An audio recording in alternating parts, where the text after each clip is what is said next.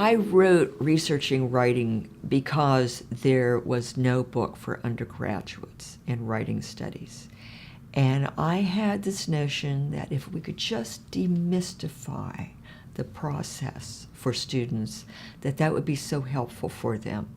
And I wanted to write it in a friendly, open kind of way in which I shared my personal experiences. And that book I've thought about for 20 years.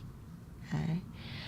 And the reason I was thinking about it was that when I was an undergraduate, and a very naive undergraduate in literary criticism, I used Wilfred Guerin's book, A Handbook of Critical Approaches to Literature.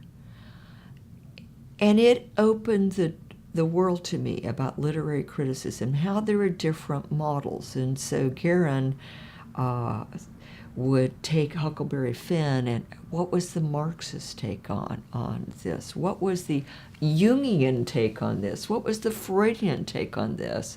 What is the formalist take on this? And of course, these approaches come and go.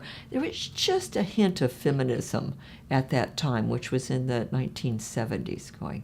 And I used that as a model. I thought if that book could help me as an undergraduate get behind the curtains, if you will, of the way real scholars worked in literary criticism, that's really what we need for undergraduates in writing studies, is a very clear, basic foundational text that gives them the structure that they can depart from and then move into more complicated and complex kinds of research.